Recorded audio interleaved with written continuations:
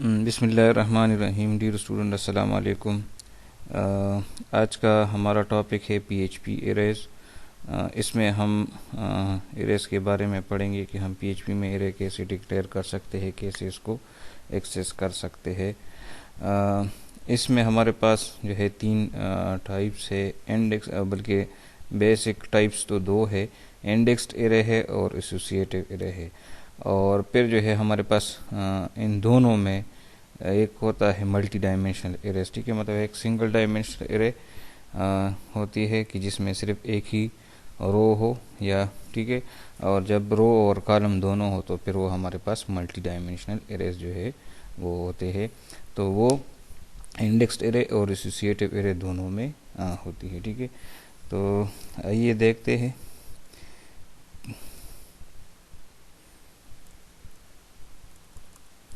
अच्छा देखिए, पीएचपी में जब हम एरे डिक्लेयर करते हैं, एक मिनट में इसको सेव करूं पहले, एरेज डॉट पीएचपी।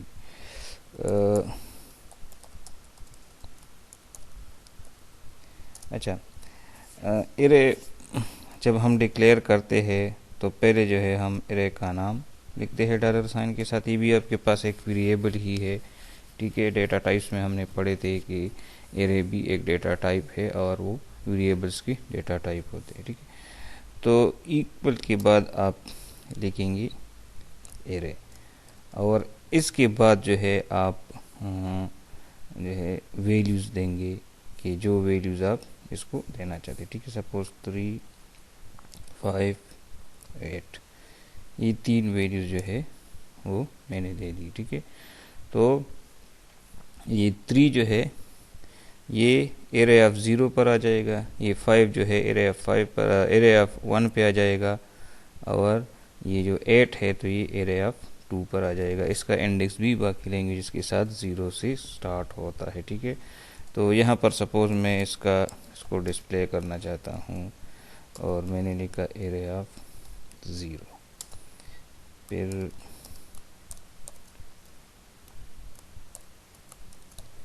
ठीक है, इसी तरह ई को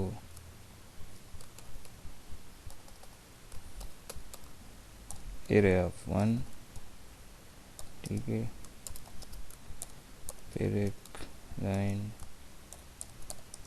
और फिर जो है एरे ऑफ 2। ठीक है, तो ये हमारे पास जो है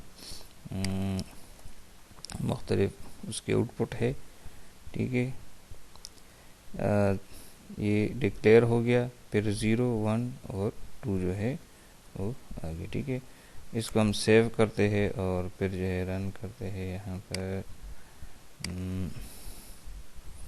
local host slash web engineering का फोल्डर है और एरेज डॉट पीएचपी इसमें है। तो यहाँ पर देखिए 3, 5, 8 जो वैल्यूज़ हमने दिए थे तो वो हमारे पास इसमें स्टोर हो गए। ठीक है, और दूसरा तरीका जो है वो ये है कि अगर आप इस तरह एरे फंक्शन के ज़रिए जो है नहीं करना चाहते तो डायरेक्ट भी आप इस तरह कर सकते हैं।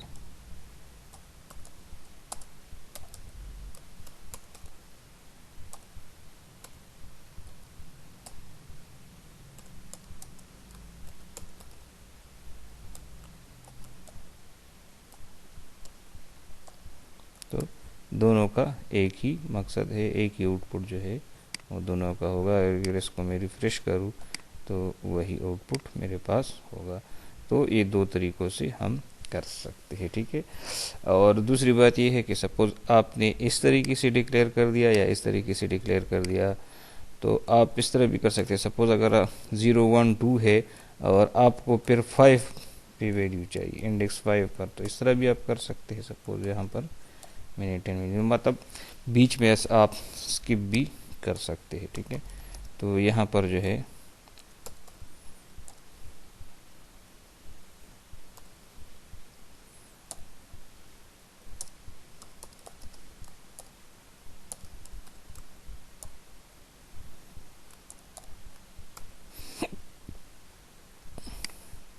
तो ये देखिए कोई एरर नहीं है, मतलब हमारे पास जो है 0 1 2 और फिर जो है 5 आएंगे, ठीक है। तो यहाँ पर जो है आप इस तरह भी कर सकते, ठीक है। और अगर या इस तरीके से भी अगर आपने किया हो तो फिर भी आप बीच में से कोई वैल्यू जो है वो स्किप कर सकते हैं, ठीक है। यहाँ पर जो है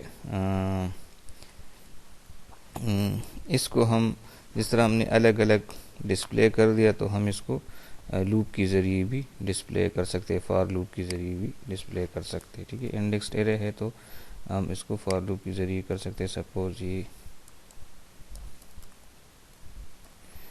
मैंने 6 वैल्यू जो है इसमें कर दिए, और इसको मैं अलग अलग डिस्प्ले करने की बजाय जो है फॉर लूप की ज़रिए डिस्प्ले करता हूँ। तो यहाँ पर मैं एक वही तरीका है कि आप इनिशियलाइजेशन करें 0 से, ठीक है। यहाँ पर देखिए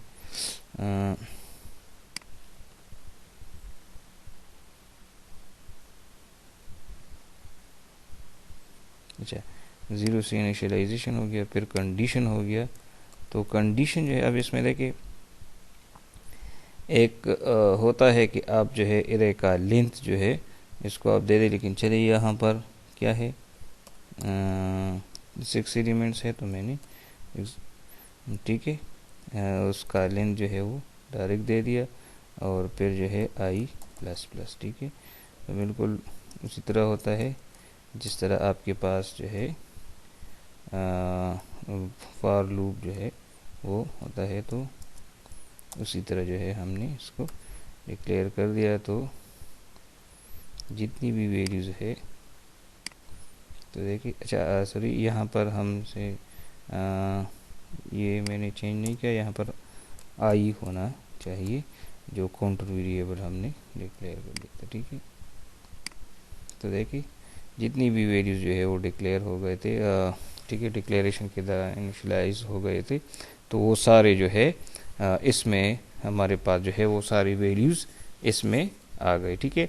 अच्छा अब ये जो है इसको हम कहते हैं इंडेक्स्ड एरे, कि जिसको हम मतलब 0 1 2 3 इंडेक्स जो है वो हमारे पास आते हैं, ठीक है।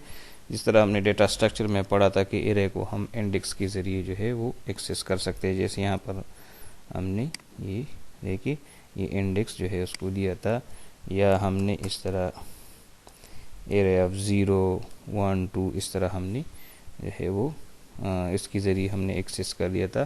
तो जो 0 1 2 3 के साथ होता है तो इसको हम क्या कहते हैं, इंडेक्स्ड एरे कहते हैं, ठीक है, जो नॉर्मली हमारे पास सब लैंग्वेजेस में होती है, ठीक है। PHP में एक और तरह की एरे है जिसको कहते हैं एसोसिएटिव एरे।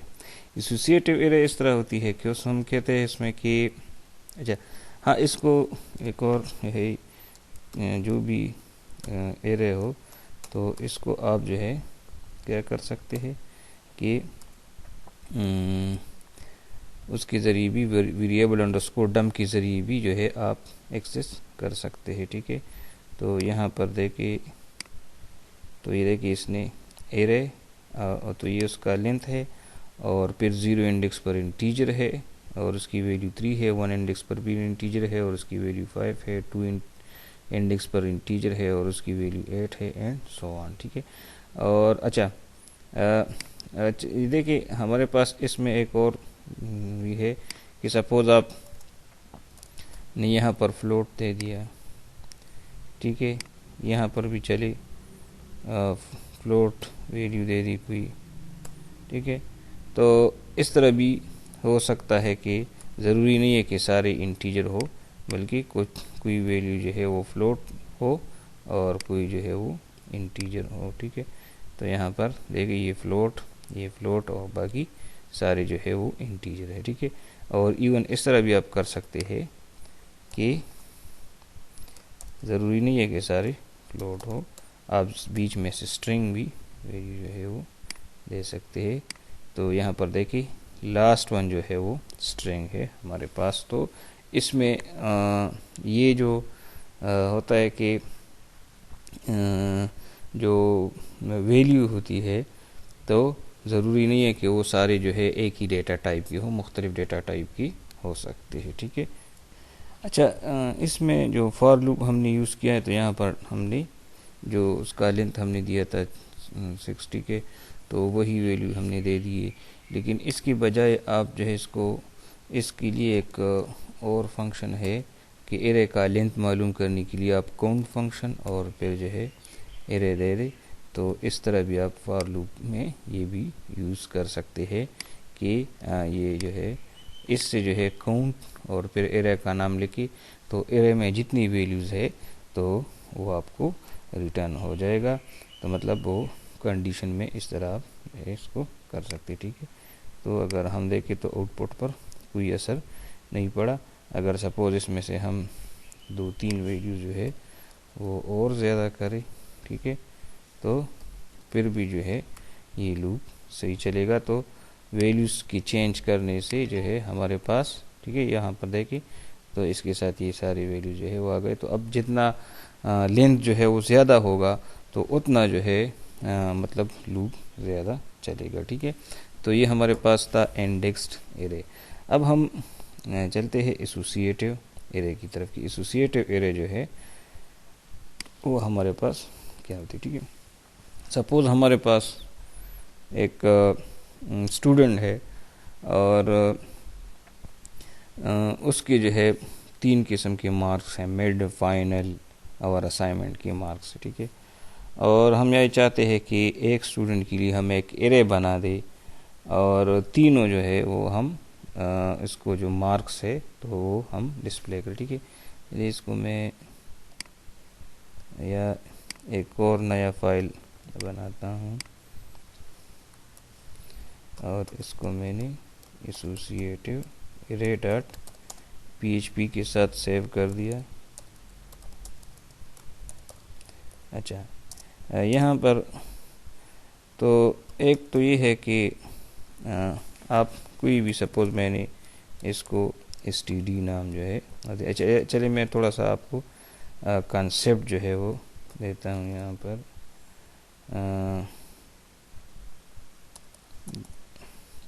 कि सपोज़ मैं कहता हूँ कि स्टूडेंट है तो उसकी जो है कुछ मिड के मार्क्स है, ठीक है, और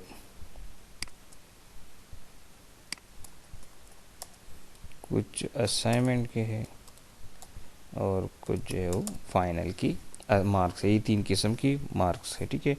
और मैं ये चाहता हूँ कि मैं एक एरे डिक्लेयर करूँ कि इसमें ये 3 किस्म के मार्क्स हो, और इसको मैं सपोज है या तो इस तरह हो सकता है कि आप इंडेक्स्ड एरे डिक्लेयर करें, तो एरे ऑफ 0 में मिड के मार्क्स हो, एरे ऑफ 1 में जो है असाइनमेंट के मार्क्स हो, और एरे ऑफ 2 में फाइनल की मार्क्स हो, ठीक है।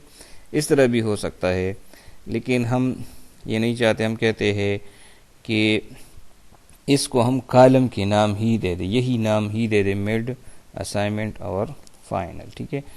तो हम इसको एसोसिएटिव एरे के ज़रिए जो है वो डिक्लेयर करते हैं। तो एसोसिएटिव एरे में हमारे पास इंडेक्स के बजाय जो है वो की होते हैं, की। इंडेक्स 0, 1, 2 नहीं, बल्कि उसमें हमारे पास कुछ स्ट्रिंग की जो है हम देते हैं स्ट्रिंग के फॉर्म में, ठीक है। तो वो जो है हम इसको फिर उसके ज़रिए एक्सेस कर सकते हैं। जैसे हम इस तरह का एक एरे बनाना चाहते हैं, तो मैंने एरे का नाम दे दिया std इज इक्वल टू, और वही एरे का फंक्शन आप कॉल करेंगे, ठीक है।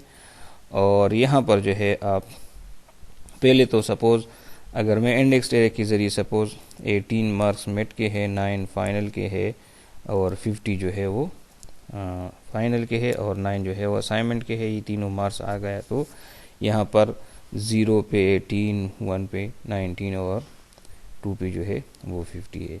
लेकिन मैं ये नहीं चाहता, मैं चाहता हूँ कि इसको मैं मिड, असाइनमेंट और फाइनल एसोसिएटिव एरे बना दूँ, और ताकि पता चले कि ये मिड के है, ये असाइनमेंट के है और ये फाइनल के है। तो यहाँ पर जो है मैं इसको देखिए, इसको हम इस तरीके से देंगे। आप एक मिनट में ये रिमूव करूँ, शुरू से करूँ, देखिए मिड और फिर ये वाला ऑपरेटर आप देंगे, ये एरो ऑपरेटर जो है इक्वल और ग्रेटर देन, और फिर जो है आप वैल्यू दे दें। ये अब देखिए ये इस तरह हमारे पास आएगा कि ये ऑपरेटर एरो ऑपरेटर और फिर उसकी वैल्यू, ठीक है। फिर दूसरी की और फिर उसकी वैल्यू, फिर तीसरी की और उसकी वैल्यू। तो ये बिल्कुल इसी तरह का जो है आपके पास एक जो है वो आ जाएगा कि स्टूडेंट का एरे होगा, मिड के मार्क जो है वो होंगे 18, ठीक है, और असाइनमेंट के मार्क्स होंगे 9 और फाइनल्स के मार्क्स होंगे 50, ठीक है। तो यही आपके पास जो है, इसी तरह इसको हम एसोसिएटिव एरे कहते हैं कि ये की है और फिर ये एक ऑपरेटर है और फिर उसकी वैल्यू है, ठीक है। तो यहाँ पर जो है अब इसको अगर मैं ई को करना चाहता हूँ, सपोज मैंने लिखा जी मिड मार्क्स, ठीक है, तो यहाँ पर अच्छा ये डॉट मैंने आपको कहा था स्ट्रिंग में कनकटिनेशन के साथ होता है, और यहाँ पर std ऑफ मिड, ठीक है। तो यहाँ पर देखिए इंडेक्स की बजाय मैंने उसकी की दे दी, चलिए ये छोड़ दे यहाँ पर, ठीक है। और फिर ई को बियर, अच्छा फिर ई को और std ऑफ असाइन, ठीक है।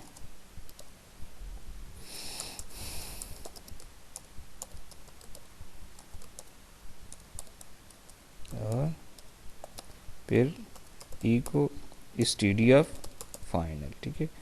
तो ये आपके पास जो है ये आएगा। अच्छा ये फाइनल का कलर इसलिए जो है आता है कि क्योंकि ये फाइनल जो है एक कीवर्ड भी ये है, ठीक है। तो यहाँ पर जो है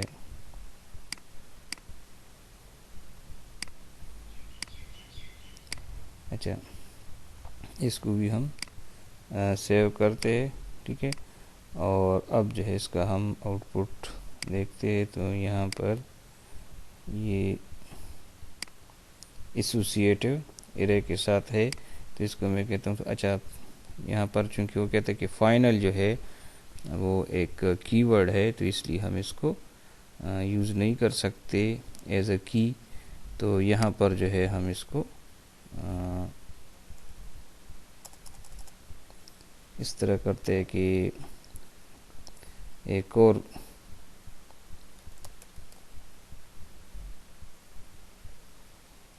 बस ये ए बीच में हम नहीं देते, फाइनल का स्पेलिंग हम इस तरह रखते हैं, ठीक है। तब उससे जो है वो अलग होना चाहिए, ठीक है। अच्छा use of undefined constant made this will be throw,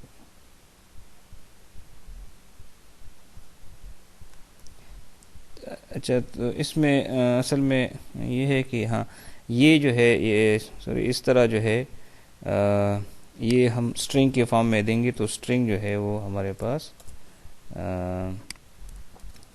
इसमें होगा, ठीक है। यहाँ पर डबल कोट या सिंगल कोट के अंदर जो है वो की आप देंगे, ठीक है।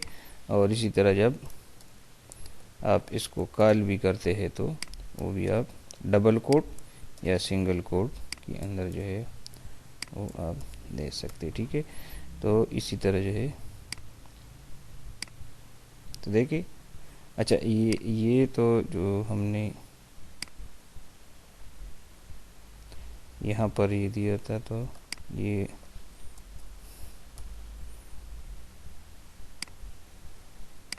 यहाँ पर देखिए 18, 9 और 50, ठीक है। तो इसी तरह जो है हमने क्या कर दिया कि हमने कहा कि इस मिड के मार्क इस तरह है, असाइनमेंट के मार्क्स इस तरह है और फाइनल। अच्छा यहाँ पर चूंकि आपने स्ट्रिंग बना दिया तो इसको आप जो है फाइनल भी कह सकते, ठीक है, ठीक है। तो ये जो है इसी तरह आप स्ट्रिंग के फॉर्म में की और फिर ये ऑपरेटर एरो ऑपरेटर और फिर उसकी वैल्यू, फिर दूसरी की और ऑपरेटर और दूसरी वैल्यू, तीसरी की और इसी तरह तीसरी वैल्यू जो है वो आपके पास आ सकती है। ठीक है, इसको हम थोड़ा सा जो है वो इस तरह करते हैं, ये डॉट कंकैटिनेशन के लिए यूज़ होता है। ठीक है ना,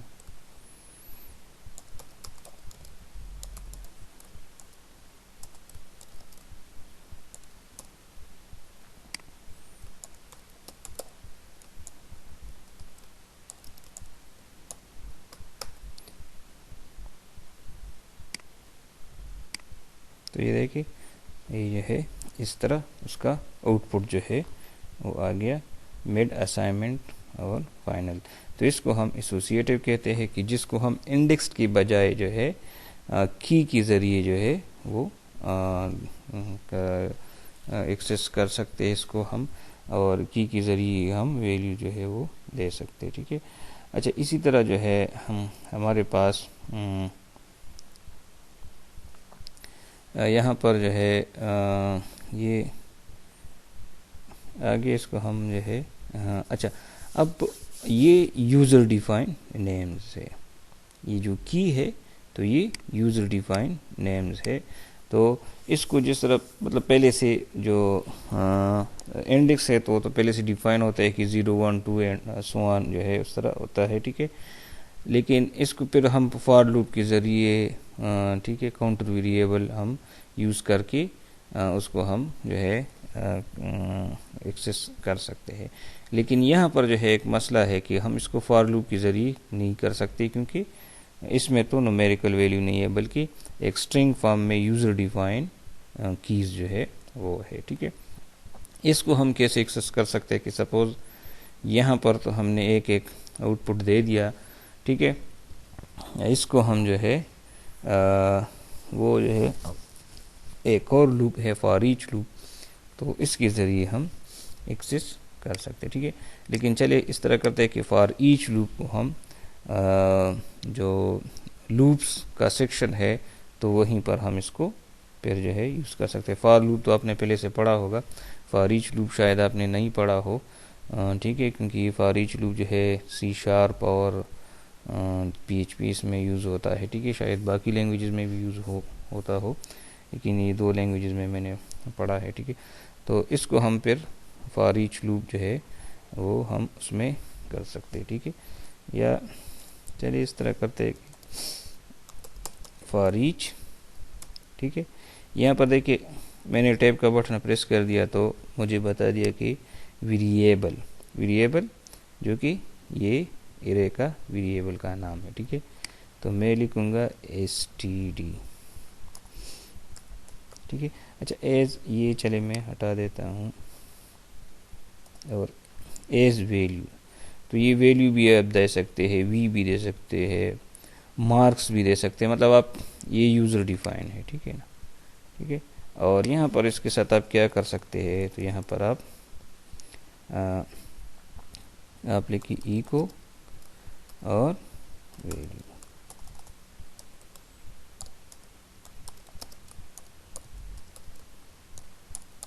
तो इसमें ये क्या करेगा कि पहले ये वैल्यू उठाएगा, फिर ये उठाएगा और फिर ये उठाएगा। ठीक है, और उसको वैल्यू में स्टोर करेगा, हर आइट्रेशन पर ये वैल्यू में स्टोर हो जाती है। ठीक है, तो यहाँ पर जो है अच्छा एक मिनट,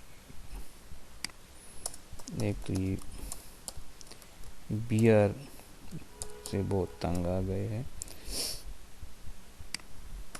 देखिए तो इसने भी बिल्कुल उसी तरह की वैल्यू जो है फॉर ईच लूप के ज़रिए जो है इसने डिस्प्ले कर दी। ठीक है, अगर आप ये चाहते हैं कि साथ में ये की भी डिस्प्ले हो तो बिल्कुल आप की भी डिस्प्ले कर सकते हैं, की, और फिर ये ऑपरेटर पे सिंटैक्स जो है इस तरह बन जाएगा कि एरे का नाम एज फिर की। हाँ, ये भी यूज़र डिफाइन है, इसको भी आप अपने जो है उससे कर सकते हैं, और फिर ये ऑपरेटर एरो ऑपरेटर और फिर वैल्यू।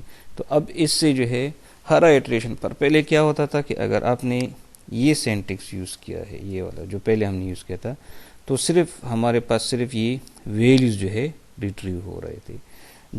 अगर आप दोनों रिट्रीव करना चाहते हैं तो अब आपके पास जो है क्या होगा कि की और वैल्यू दोनों रिटर्न हो जाएगा। तो पहले आइट्रेशन में ये की और फिर ये वैल्यू रिटर्न हो जाएगी। दूसरे इटरेशन में ये की और ये वैल्यू रिटर्न हो जाएगी। तीसरी इटरेशन में ये की और ये वैल्यू जो है वो रिटर्न हो जाएगी, ठीक है। तो इसको अब हम इस तरह डिस्प्ले कर सकते हैं, ठीक है। की और यहाँ पर इसको मैं कनकटिनेट करता हूँ कि यहाँ पर एक मिनट, ये कनकटिनेशन हो गया ये, अच्छा। तो की फिर कॉलन बीच में से डिस्प्ले हो जाएगा और फिर उसकी वैल्यू, फिर की और कॉलन और वैल्यू, हर आइट्रेशन पर की और वैल्यू जो है वो डिस्प्ले हो जाएगी, ठीक है। तो ये देखिए की और उसकी वैल्यू, की और उसकी वैल्यू, की और उसकी वैल्यू जो है वो डिस्प्ले हो गया, ठीक है। तो इसी तरह जो है मतलब जितनी भी कीज़ और वैल्यूज़ आपने दी है तो इसको आप फॉर ईच लूप के ज़रिए जो है वो रिट्रीव कर सकते हैं।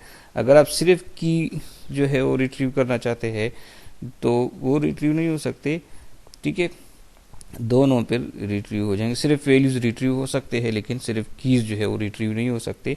हाँ, अगर आपने सिर्फ कीज़ जो है वो डिस्प्ले करने हैं तो बस आप ये वैल्यू डिस्प्ले ना करें, ठीक है। तो रिट्रीव दोनों हो जाएंगे लेकिन डिस्प्ले जो है सिर्फ कीज़ हो जाएंगी, ठीक है। तो इसी तरह जो है ये आपके पास है एसोसिएटिव एरे, ठीक है। इसको हम एसोसिएटिव एरे कहते हैं, ठीक है। अब तीसरा जो इसमें हमारे पास है मल्टी डायमेंशनल एरे। तो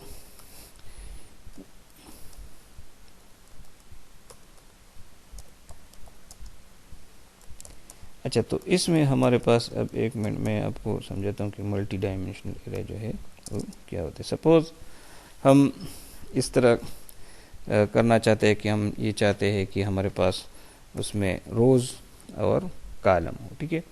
यहाँ पर अगर सपोज़ मैंने एक एरे डिक्लेयर कर दिया, ठीक है, और मैं ये चाहता हूँ कि सपोज़ मैं एक मिनट में आपको एक टेबल बनाता हूँ कि इस तरह जो है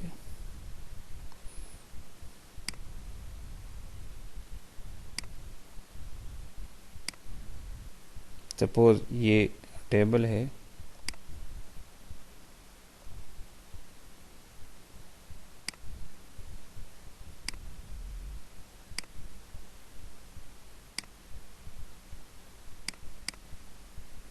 अच्छा, और इसमें ये वैल्यूज़ है 5, या चलिए सपोज़ हम कहते हैं कि 15 ये मेट के है, ये फाइनल के है, ये असाइनमेंट के है और ये फाइनल के है। अब ये दूसरा स्टूडेंट है जिसकी मार्क्स जो है, और एक और स्टूडेंट है जिसकी मार्क्स इस तरह है, ठीक है। अब ये 3 स्टूडेंट है और हर एक की मिड और फाइनल की मार्क्स है, ठीक है। तो इसको हम जो है अब 3x3 का एरे, मतलब अब आपके पास देखिए तो ये एक रो होगी, ये दूसरी रो होगी और ये तीसरी रो होगी। तो देखिए अब ये अलग से एक एरे है, ये दूसरी एरे है और ये तीसरी एरे है। तो इसमें ये होगा कि हम अब देखिए जब आप, जैसे मैंने आपको बताया था कि एरे में आप किसी भी टाइप की वैल्यू जो है वो दे सकते हैं, ठीक है। अब एरे के अंदर हम एक और एरे डिक्लेयर करेंगे। सपोज़ यहाँ पर अगर मैं ये चाहना चाहता हूँ कि इसके लिए मैं 3 एरेज जो है वो डिक्लेयर करता हूँ। तो यहाँ पर देखिए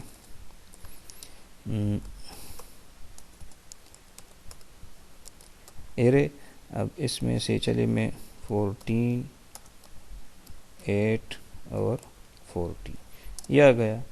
दूसरी एरे जो है वो क्या होगी, इसको अभी मैंने नाम नहीं दिए, ठीक है। मैं आपको बताता हूँ कि किस तरह जो है ये मैंने यहाँ नाम क्यों नहीं दिए, ठीक है।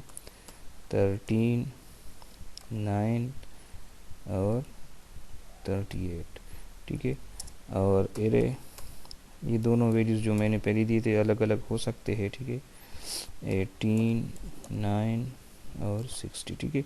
अब ये 3 जो है, ये एक रो है, ये दूसरी रो है और ये तीसरी रो है। तो हर रो जो है हमारे पास एक अलग एरे है।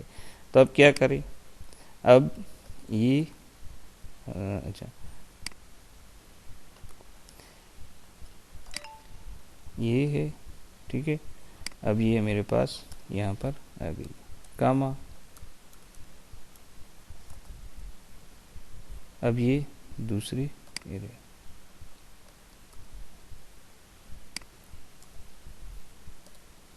कामा। और अब ये तीसरी एरे जो है,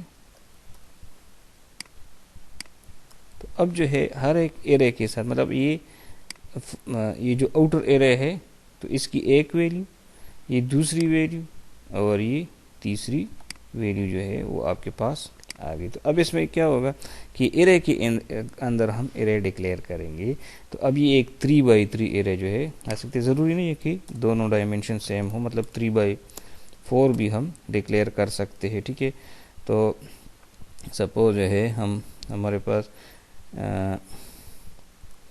12, 6 और 30, ठीक है, ये आ गया, ठीक है। तो अब जो है हमारे पास ये 4 रोज़ और 3, हर एक की 3 कॉलम्स जो है वो आ गए, ठीक है। तो इस तरह जो है ये हमारे पास इंडेक्स्ड एरे जो है वो आ गया, ठीक है। Sorry, multi dimensional indexed array आ गया, ठीक है।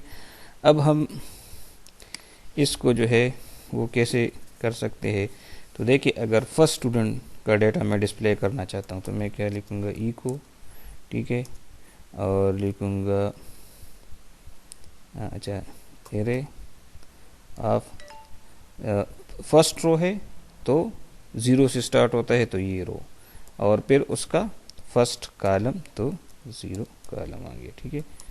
इको br, अच्छा इसको मैं कॉपी करता हूँ, पेस्ट और पेस्ट। अच्छा अब क्या होगा कि यहाँ पर रो तो चेंज नहीं होगी लेकिन कॉलम चेंज होगा। देखिए 0 रो 0 कॉलम, 0 रो फर्स्ट का 1 कॉलम, 0 रो 2 कॉलम, ठीक है। अब इसको सपोज मैं इसका है वो आउटपुट, सॉरी यहाँ पर मल्टी डायमेंशनल एरे ये, ठीक है। तो अच्छा अनएक्सपेक्टेड इको इन लाइन 11,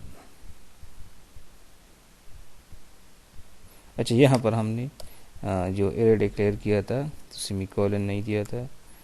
यहाँ पर देखिए,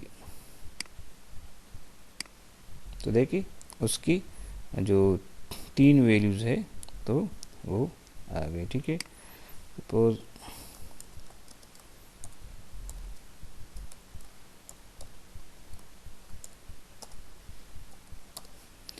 और अब इसको मैं कॉपी करके पेस्ट करता हूँ और यहाँ पर अब मैं क्या करूँगा, कॉलम चेंज कर दूँगा। और 1 मिनट, सॉरी 1 तो 1 कॉलम 0, सॉरी 1 रो 0 कॉलम, 1 रो और 1 कॉलम, 1 रो और 2 कॉलम, मतलब जो ये वाला है तो अब ये आपके पास डिस्प्ले होगा, ठीक है। सेव नहीं हुआ, सेव करते हैं और तो ये देखिए वो दूसरा रिकॉर्ड भी डिस्प्ले हो गया, ठीक है। अगर आप ये चाहते हैं कि ये तो अलग अलग उसमें है तो br के बजाय आप ये दे दे, कामा दे दे, या कोई और जितना भी, मतलब आप जो भी जो है जिसके साथ भी आप इसको वो कर सकते हैं, करना चाहते हैं, टर्मिनेट करना चाहते हैं, ठीक है, वैल्यूज़ को अलग अलग और करवाना चाहते हैं। तो देखिए अब इसके साथ आ गया। अच्छा लेकिन ये दूसरे के साथ इसलिए नहीं है क्योंकि वहाँ पर हमने चेंजेस नहीं की, ठीक है। तो इसी तरह जो है इसको हम मल्टी डायमेंशनल एरे जो है वो कह सकते हैं, ठीक है। अब सवाल फिर यही आता है कि अच्छा एक तो इसमें ये है कि ज़रूरी नहीं है कि हर एक जो है हर एक, मतलब सपोज हमने कहा कि ये एक अलग एरे है, ये अलग एरे है। अब एरे में तो मतलब आप रिस्ट्रिक्टेड नहीं है कि कितने जो है वो वैल्यूज़ होनी चाहिए। तो इसी तरह जो है मतलब इसमें डिफरेंट वैल्यूज हो सकते हैं। सपोज हम कहते हैं कि इसने जो है वो असाइनमेंट नहीं दिया, तो आपके पास सिर्फ उसकी जो है वो आ सकते हैं, ठीक है, वैल्यूज़, दो वैल्यूज़ आ सकते हैं, तो आपके पास कोई एरर जो है वो नहीं है, ठीक है। लेकिन आउटपुट पे इसलिए कोई असर नहीं पड़ा क्योंकि इसका हमने कोई आउटपुट नहीं लिया लास्ट वन को। तो मतलब आप जो है डिफरेंट, एक में 3 वैल्यूज़ है, चाहे दूसरे में 4 हो, तीसरे में 5 हो, ठीक है। यहाँ पर इस तरह भी हो सकता है कि सपोज एक और है और आपने सिर्फ वहाँ पर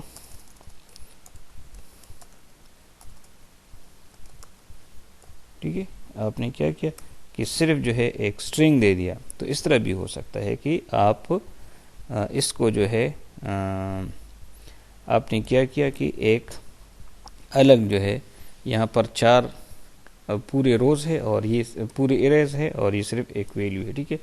लेकिन इस तरह आप कंफ्यूज हो जाएंगे। तो हम चाहते हैं कि मल्टी डायमेंशनल का मतलब यही होता है कि हर रो में ठीक है हर जो है एरे की वैल्यू, एरे के अंदर एक और एरे होगी और इस तरह जो है वो आपके पास एक और एरे जो होगी तो वो जो है आपके पास उसमें से अपनी अलग वैल्यू जो है वो हो सकती है। अच्छा, अब इसमें ये लास्ट एक और पॉइंट है मल्टी डायमेंशनल एरे में कि क्या हम इस तरह कर सकते हैं कि हम चाहते हैं कि इस तरह हो लेकिन ये पता भी चले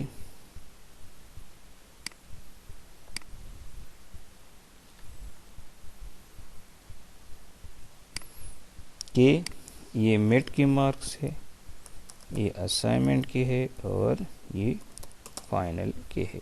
तो मतलब हम ये चाहते हैं कि रो वाइज तो हर एक स्टूडेंट के मार्क्स हो लेकिन कॉलम जो है उसको हम जो है इस तरह ये दे दे कि हर एक का पता चले कि ये मिड की है, ये असाइनमेंट की है और ये फाइनल की है।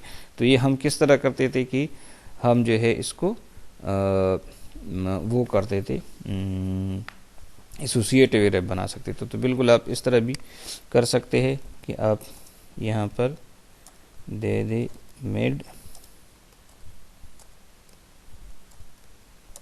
ठीक है, और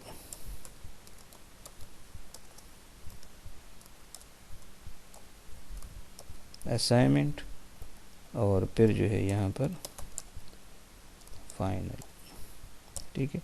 तो यहाँ पर ये अब देखिए, चलिए मैं इसको कॉपी करता हूँ और अच्छा सॉरी कट हो गई, पेस्ट, यहाँ पर भी पेस्ट, और चलिए सिर्फ एक और कर देते हैं और ये वैल्यू जो है वो चेंज करते हैं, ठीक है।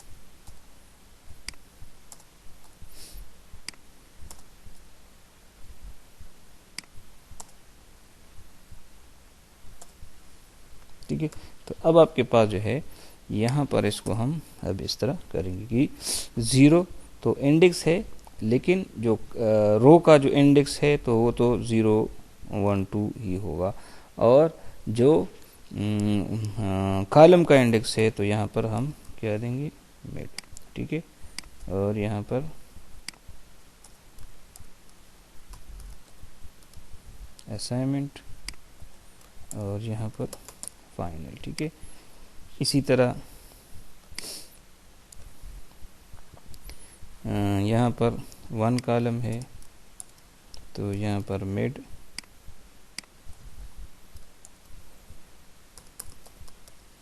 असाइन और फाइनल, ठीक है। इसमें भी हम कामा लगाते हैं,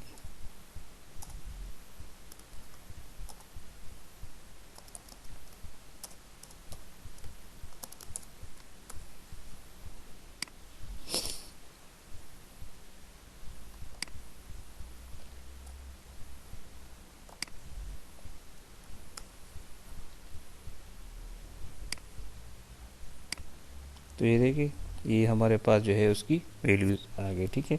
और इसको आप जो है अगर आप ये चाहते हैं कि फॉर ईच लूप की ज़रिए हो तो वो भी आप कर सकते हैं, ठीक है।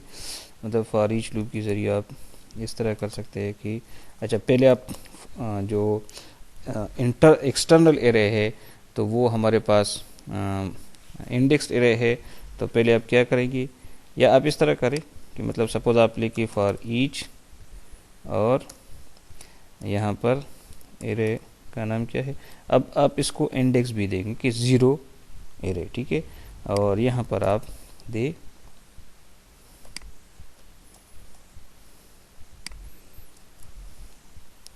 इको, और क्या था की,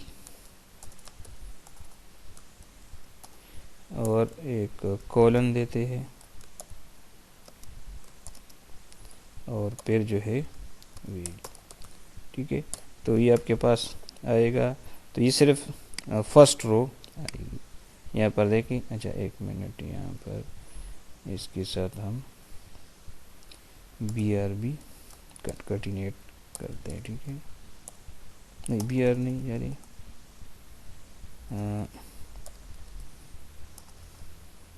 अच्छा नहीं, BRB कंकैटिनेट कर सकते हैं, और इस तरह भी दूसरे इको स्टेटमेंट में भी दे सकते हैं, ठीक है। यहाँ पर देखिए मेड, असाइनमेंट और फाइनल, ठीक है। या अगर आप जो है इस तरह देना चाहते हैं कि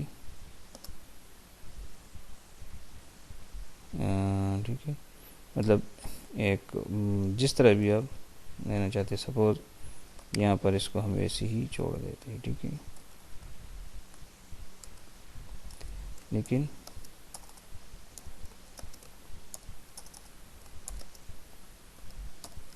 एक स्पेस जो है वो देते हैं, तो तीनों जो है वो एक ही, या कामा भी दे सकते हैं, ठीक है।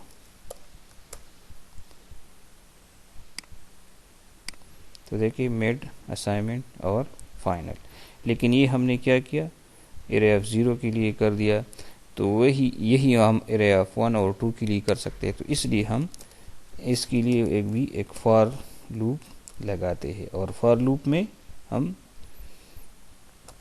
Array i is equal to 0, i less than 3, ठीक है, क्योंकि 3 रोज के 2 रोज हमने दिए हैं, हाँ 3 रोज है, ठीक है। और आई प्लस प्लस, ठीक है।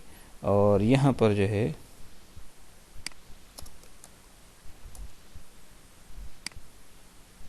अब ये फॉर ईच लूप जो है, एक मिनट में इसका स्ट्रक्चर, अब ये फॉर ईच लूप जो है ये इसका इनर लूप बन जाएगा, ठीक है।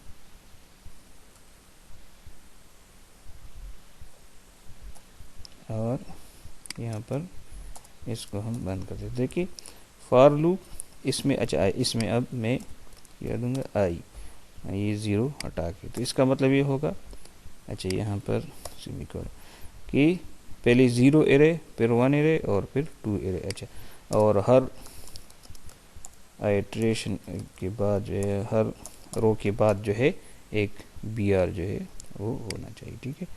तो यहाँ पर देखिए, तो अब तीनों जो है आपके पास डिस्प्ले हो गए, ठीक है, मेड, असाइनमेंट और फाइनल, ठीक है।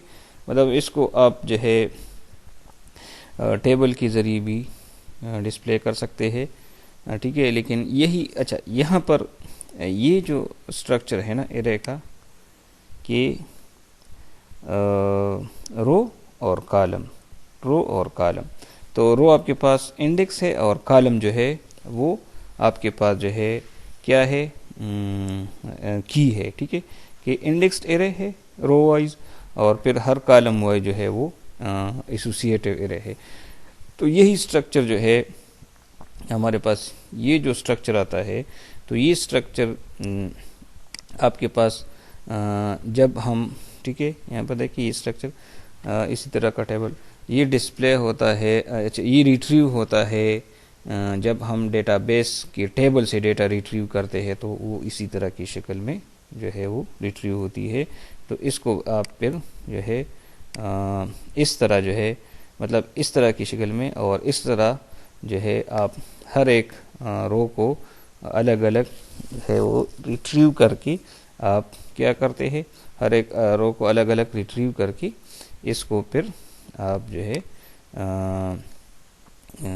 अलग अलग रिट्रीव करके उसको आप फिर ये इसी तरीके से फॉर ईच लूप के ज़रिए डिस्प्ले करते हैं। ठीक है, तो ये जो है मतलब इसको हम फिर वहाँ पर मज़ीद भी अच्छे प्रेजेंटेबल फॉर्म में इसी तरह टेबल की शक्ल में हम डिस्प्ले कर सकते हैं। ठीक है, क्योंकि अभी मैं करना चाहता हूँ, लेकिन ये टॉपिक जो है वो बहुत लेंथी चला गया, 45 मिनट का लेक्चर हो गया। ठीक है, लेकिन हमने इसमें से पूरा एरे जो है वो